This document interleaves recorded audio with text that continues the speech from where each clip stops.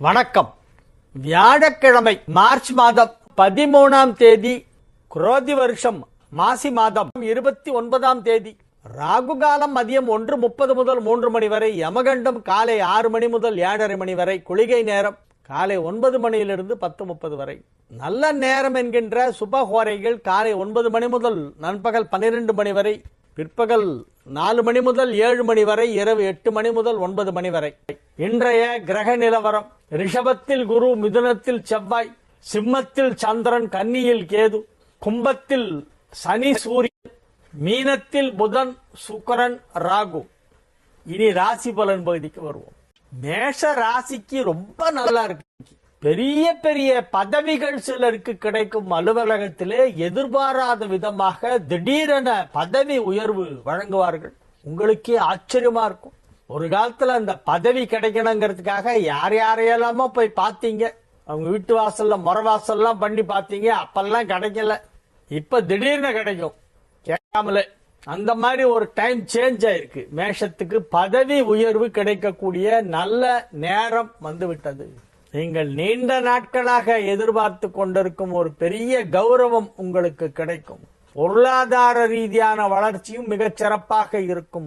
மிக மிக சிறப்பான பொருளாதார வளர்ச்சி ஏற்படும். கடன்லாம் ஏதாவது இருந்தா எல்லாத்தையும் ஃபுல்லா காலி பண்ணிடலாம், திரும்ப செலுத்தி விடலாம். கடனே இல்லாத சூழ்நிலையை கொண்டு வரலாம். எவ்வளவு பெரிய கடன் இருந்தாலும் அதை அடைச்சிருவீங்க.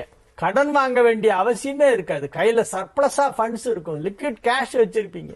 எனவே இது பொருளாதார வளர்ச்சி, குடும்ப அமைதி, குடும்பத்தில் ஒற்றுமை போன்ற பல்வேறு நல்ல விஷயங்கள் நடைபெறக்கூடிய நல்ல நாளாக விளங்குகிறது. திருமணமாகாத மேஷ ராசியினருக்கெல்லாம் இப்பொழுது பிடித்தாற்போல் நல்ல பெண் கிடைப்பாள். பரணி பசங்களுக்கு சுவாதி பொண்ணு கிடைக்கும். மகிழ்ச்சியான நல்ல நிகழ்ச்சிகளிலே கலந்து கொள்வீர்கள். ரிஷப ராசிக்கு இன்றைய நாள் நல்ல நாள். ராசி அதிபதி சுக்கிரன் ராசிக்கு 11ஆம் இடத்திலே உச்சம். 2-5 குடைய புதன் 11ஆம் இடத்திலே நீச்சபங்க ராஜயோகம். ராசி அதிபதியும் 11 குடையவனும் பரிவர்த்தனை. 10 குடையவன் 10ஆம் இடத்திலே ஆட்சி. 5, 7, 9 ஆகிய வீடுகளை குரு பார்த்து கொண்டிருக்கிறது. 5ஆம் இடத்தை குரு பார்ப்பதால் இப்பொழுது குழந்தை பாக்கியம் ஏற்படும். திருமணமாகி இன்னும் குழந்தை பிறக்காத ரிஷப ராசியிலே உள்ள ஆண்கள், பெண்கள் யாராக இருந்தாலும் இப்பொழுது குழந்தை பிறந்துவிடும். அந்த நல்ல தகவலை மருத்துவர் உங்களுக்கு தெரிவிப்பார். இப்ப டாக்டர்கிட்ட போனீங்கன்னா உங்களை செக் பண்ணி பார்த்துட்டு நீங்க அம்மாவாக போறீங்க, கங்க்ராச்சுலேஷன்ஸ் அப்படின்னு டாக்டர் சொல்லுவாங்க. அந்த மாதிரி ஒரு நேரம். பெண்களாக இருந்தால் இப்பொழுது கன்சீவ் ஆகிற டைம் வந்துடுச்சு.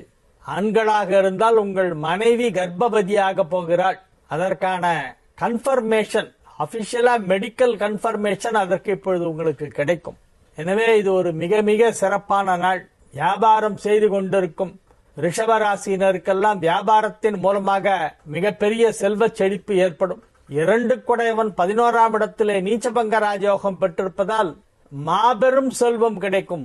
மாபெரும் செல்வம், மிகப்பெரிய செல்வ செழிப்பு ஏற்படுவதற்கு வாய்ப்பு இருக்கிறது. ஏதோ பணம் வரும் அந்த மாதிரி இல்ல, பெருசா வரும், லம்சம். அத்தகைய ஒரு அற்புதமான நேரம், மிக சிறப்பான நல்ல நேரம் நடைபெற்று கொண்டிருக்கிறது.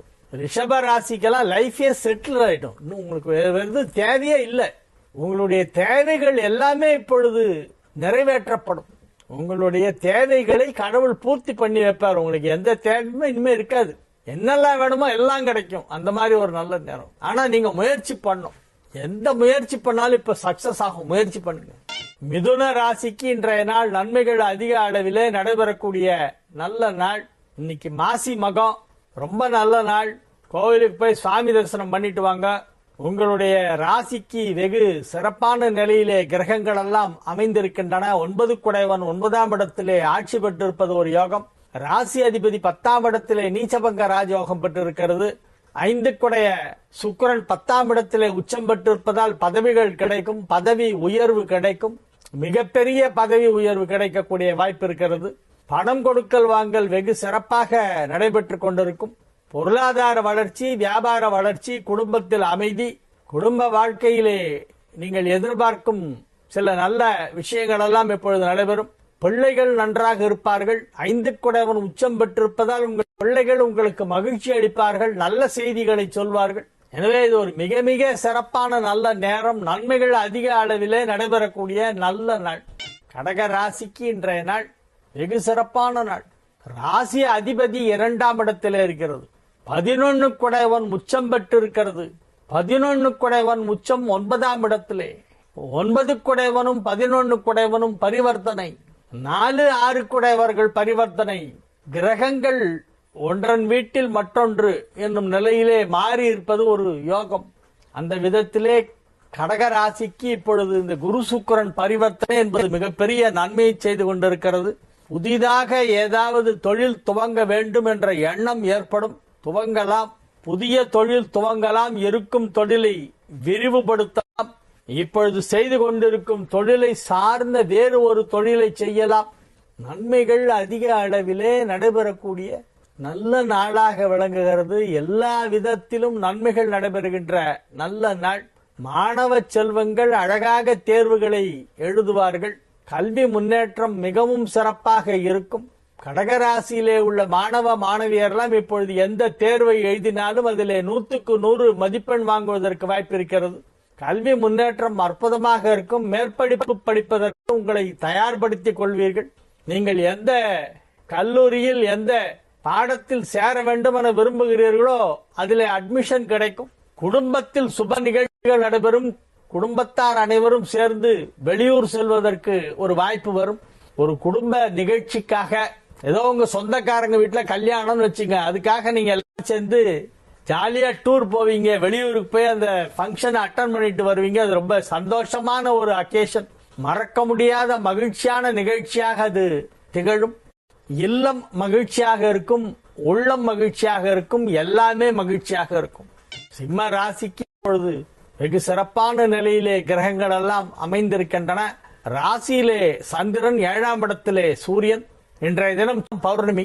பௌர்ணமி கிரிவலம், பௌர்ணமி பூஜை, பௌர்ணமி விரதம். குருவாரம் பௌர்ணமி சேர்ந்து வந்தால் சிவபெருமானை குருவாக வழிபட வேண்டும். சிவபெருமான் எங்க குருவா இருக்கார் அப்படின்னா தட்சிணாமூர்த்தி தான் குரு. சிவபெருமான் தான் தட்சிணாமூர்த்தி. தட்சிணாமூர்த்திங்கிறது வேற யாரும் இல்ல, சிவன் தான். சிவபெருமானுக்கு மொத்தம் 64 திருவுருவங்கள். அதில் ஒன்று தட்சிணாமூர்த்தி. 64 ரூபங்களிலே சிவபெருமான் அருள்பாலிக்கிறார். அருவமாகவும் இருக்கிறார், அரு உருவாகவும் இருக்கிறார். அரு உருவாக இருக்கிறார் லிங்க விடுதி. லிங்க வடிவிலே இருப்பவரை அரு உருவு என்று சொல்வார்கள். அது அருவமும் இல்ல, உருவமும் இல்ல, லிங்க திருமேனி. அதை தவிர 64 திருவுருவங்கள் சிவபெருமானுக்கு உண்டு. அதுல ரொம்ப முக்கியமானது எதுன்னா தட்சிணாமூர்த்தி. நடராஜர், தட்சிணாமூர்த்தி எல்லாம் சிவனுடைய வடிவங்கள். தட்சிணாமூர்த்தி வழிபாடு செய்ய வேண்டும். கிரிவலம் செய்தால் மிகவும் நல்லது. திருக்கழுகுன்றத்தில் கிரிவலம் செய்தாலும் நல்லது. எல்லாரும் திருவண்ணாமலைக்கு தான் போகணும்னு அவசியம் இல்லை. திருக்கழுகுன்றத்துக்கு போங்க. பாதி பேர் திருக்கழுகுன்றத்துல கிரிவலம் பண்றது ரொம்ப பழைய காலத்துல இருந்து வழக்கம் உண்டு. சிம்ம ராசிக்கு இன்றைய நாள் மிக மிக அற்புதமான நன்மைகள் எல்லாம் நடைபெறப் போகும் நல்ல நாள். 5 குடைவனும் 10 குடைவனும் பரிவர்த்தனை பெற்றிருப்பதால் பதவிகள் கிடைக்கக்கூடிய வாய்ப்பு வலுவாக இருக்கிறது. 5, 10 குடைவர்கள் பரிவர்த்தனை சிம்மத்திற்கு பெரிய யோகத்தை செய்து கொண்டிருக்கிறது. எனவே இது ஒரு அற்புதமான நல்ல நாள். குழந்தைகள் நன்றாக படிப்பார்கள். படிப்பில் ஆர்வம் அதிகரிக்கும். ஏனென்றால் புதன் இப்பொழுது நீச்சபங்க ராஜயோகம் பெற்றிருக்கிறது 8ஆம் இடத்திலே. 2ஆம் இடத்தை பார்த்து கொண்டிருக்கிறது. 2ஆம் இடம் என்பது வாக்குஸ்தானம், கல்வி ஸ்தானம். நீச்சபங்கம் அடைந்த புதன் 2ஆம் இடத்தை பார்த்து கொண்டிருப்பதால் சிம்மத்திற்கு கல்வி ஞானம் அதிகரிக்கும். கன்னி ராசிக்கு இன்றைய நாள் மிக மிக சிறப்பான நன்மைகள் நடைபெறக்கூடிய நல்ல நாளாக விளங்குகிறது. 6ஆம் இடத்திலே சனி சூரியன், 7ஆம் இடத்திலே புதன் சுக்கிரன் ராகு, 9ஆம் இடத்திலே குரு, 10ஆம் இடத்திலே செவ்வாய், 12ஆம் இடத்திலே சந்திரன், ராசியில் கேது. அற்புதமான கிரக அமைப்பு ஏற்பட்டிருக்கிறது. இன்றைய நாள் நன்மைகள் நடைபெறக்கூடிய நல்ல நாள். குடும்பத்தில் அனைவரும் ஒற்றுமையாக இருப்பார்கள். குடும்பத்தில் மகிழ்ச்சி அலை வீசிக்கொண்டே இருக்கும். சிரிப்பு சத்தம் கேட்டுக்கொண்டே இருக்கும். எல்லோரும் சந்தோஷமாக இருக்கக்கூடிய நல்ல நாளாக இந்த நாள் விளங்குகிறது. ஆரோக்கியம் நன்றாக இருக்கும்.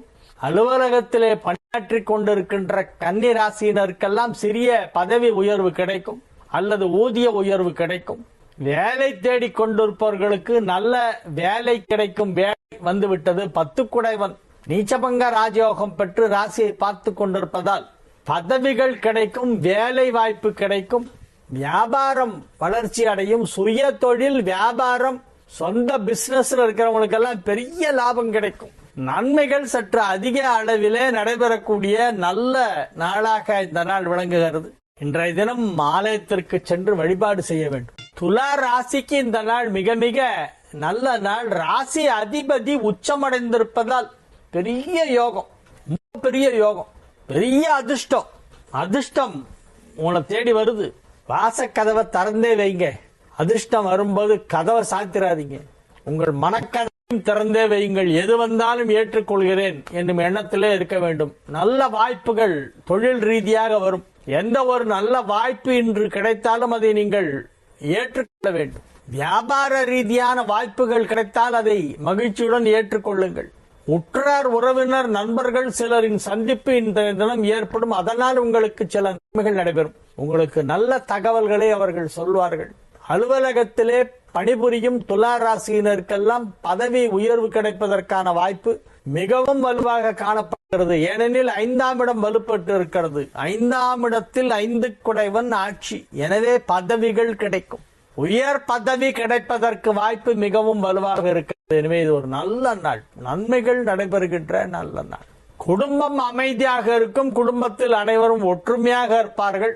குடும்பத்தார் அனைவரும் நல்ல ஆரோக்கியத்துடன் இருப்பார்கள், மகிழ்ச்சியாகவும் இருப்பார்கள். எனவே இது ஒரு நல்ல நாள்.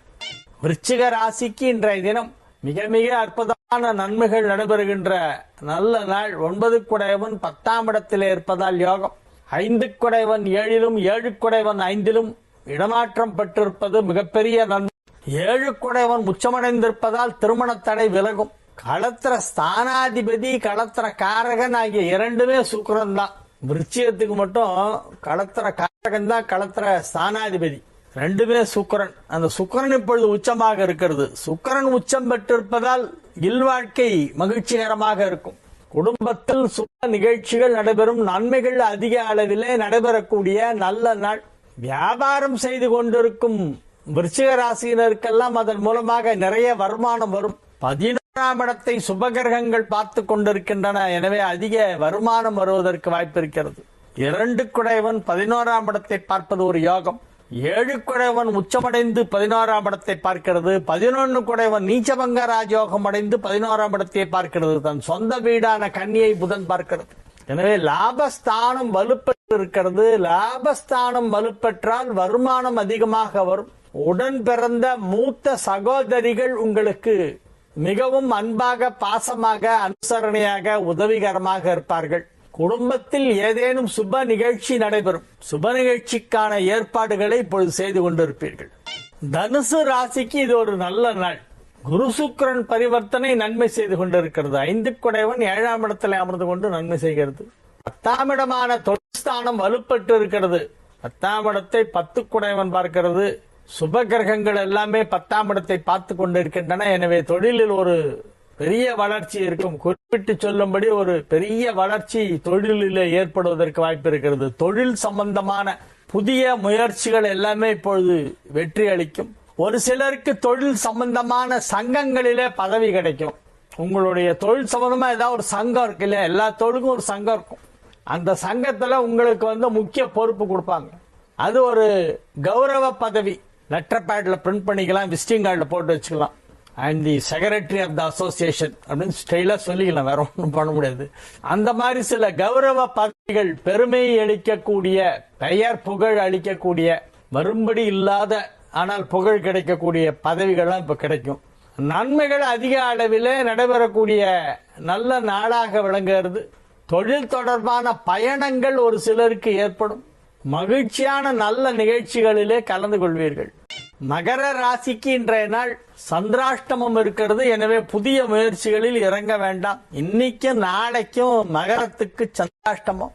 அதிகமாக பேச வேண்டாம். பண விஷயத்துல ரொம்ப பத்திரமா இருக்கணும். தவறான செய்திகளை அனுப்பி உங்களை வேணும்னே யாராவது மிஸ்கைட் பண்ணுவாங்க. போலியான நபர்கள் அனுப்பும் குறுஞ்செய்திகளை புறக்கணிக்கவும். இந்த லிங்கை பிரஸ் பண்ணுன்னு வந்தோம்னா நீங்க போய் லிங்கை போய் பிரஸ் பண்ணிடாதீங்க. தேவையே இல்லை. இந்த லிங்கை பிரஸ் பண்ணி ஒன்னும் ஆகப்படும். உனக்கு 1 கோடி ரூபாய் விழுந்திருக்குமா, லாட்டரி சீட்ல உங்களுக்கு $1.75 மில்லியன் கிடைச்சிருக்குன்னு ஒருத்தர் நியூஸ் மெசேஜ் அனுப்பான். வாங்கவே இல்லை. அது எப்படி விழும் பிரைஸ்? நம்ம போய் அப்படிதான் ஒரு லாட் சீட் வாங்கினோமா? வாங்காத சீட்டுக்கு எப்படி நமக்கு பிரைஸ்? இல்லைன்னா உங்க போன் நம்பரை குலுக்கல் முறையில தேர்ந்தெடுத்து பரிசு கொடுக்குறோம்பா. எவன் சும்மா இருக்கிறோம், எவனோ சம்பந்தமே இல்லாதவன் யாரோ கொண்டு வந்து இந்த கோடிக்கணக்கில் வச்சுக்கோன்னு கொடுப்பானா? அவன் காசுக்கு அழிஞ்சிட்டு இருக்கான். சும்மா வச்சுக்கோன்னு சொல்லி எவனாவது அவ்வளவு பெரிய அமௌண்ட் கொடுப்பாங்களா? அதுல இருந்து அது ஃப்ராடுன்னு புரிஞ்சிக்க வேண்டாம். நம்ம ஆளுங்க அதையும் போய் அமுக்குவாங்க. எனக்கு பெரிய அமௌண்ட் வரப்போகுது அப்படின்னு. அது என்ன ஆகும், இருக்கிற அமௌண்ட்டை எடுத்துட்டு போயிடுவான் பேங்க்ல இருந்து. அந்த லிங்கை வச்சு அவன் உங்களுடைய கேஒய்சி டீடைல்ஸ்ல இருந்து எல்லாத்தையும் அதுல இருந்து எடுத்துருவான். அந்த மாதிரி எல்லாம் சைபர் கிரைம் ஃப்ராட் எல்லாம் நிறைய நடக்குது. இன்னைக்கு சந்திராஷ்டமம். அந்த மாதிரி ஃப்ராடுலன்ட் பர்சன்ஸ் கிட்ட ஏதாவது மாட்டிக்காதீங்க. எங்கேருந்தோ வருவான், நைஜீரியால இருந்து வருவான். அவன் ஆபரேட் பண்ற நம்பர் எங்க இருக்குன்னு பார்த்தா அது எங்கேயோ பர்மால இருக்கும். ஆனா அவன் இருக்கிறது இங்கதான் இருப்பான், பக்கத்திலே அண்ணாநகர்ல இருப்பான், இல்லைன்னா மன்னிவாக்கத்துல இருப்பான். உங்க படத்தை அபேஸ் பண்ணி போனதுக்கு அப்புறம் தான் இதெல்லாம் தெரியும். அதனால be careful with cyber crime fraudulents. இன்னைக்கு உங்களுக்கு சந்திராஷ்டமம், ஜாகிரதையா இருக்கு மகர அன்பர்களே. கும்ப ராசிக்கு இன்றைய நாள் நன்மைகள் நடைபெறக்கூடிய நல்ல நாள். கும்ப ராசி அன்பர்கள் இன்றைய தினம் குதூகலமாக இருப்பார்கள். சந்தோஷமான நல்ல செய்திகள் எல்லாம் வந்து சேரும். குடும்பத்தில் சுப நிகழ்ச்சி நடைபெற போகிறது. ரொம்ப நாளா நீங்க எதிர்பார்த்துட்டு இருக்கிற ஒரு நல்ல செய்தி இப்போ கிடைக்கும் உங்களுக்கு. சுப நிகழ்ச்சி நடைபெற போகிறது. குடும்பத்தில் நல்லா இருப்பீங்க, நீங்க சந்தோஷமா இருப்பீங்க. வியாபாரம் நன்றாக நடைபெற்று கொண்டிருக்கும். குடும்ப உறவுகள் வலுப்பெறும். ரொம்ப நாளா பார்க்காத சொந்தக்காரங்களாம் இன்னைக்கு பார்க்கறதுக்கு ஒரு சந்தர்ப்பம். ஏதாவது ஒரு இடத்துல மீட் பண்ணுவீங்க எல்லாரும். எனவே இது ஒரு மிக மிக சிறப்பான நன்மைகள் நடைபெறக்கூடிய நல்ல நாளாக விளங்குகிறது. மீன ராசிக்கு இன்றைய நாள் மிக மிக சிறப்பான நாள், அற்புதமான நாள். குரு சுக்கிரன் பரிவர்த்தனையால் உங்களுக்கு மிகப்பெரிய நன்மைகள் எல்லாம் இப்பொழுது நடைபெற்றுக் கொண்டிருக்கின்றன. 7, 9, 11 ஆகிய வீடுகளை குரு பார்த்து கொண்டிருக்கிறது. 7ஆம் இடத்தை சுப கிரகங்கள் எல்லாமே பார்க்கின்றன. 7 7ஆம் இடத்தை பார்க்கிறது. 7 ராசியிலே நீச்சபங்க ராஜயோகம் பெற்றிருக்கிறது. நீச்சபங்க ராஜயோகம் புதனுக்கு 7 கிடைத்திருக்கிறது. எனவே குடும்ப வாழ்க்கை மகிழ்ச்சியாக இருக்கும். திருமண தடை விலகும். திருமணம் ஆகாத மீன ராசியினருக்கெல்லாம் திருமணம் நடைபெறும்.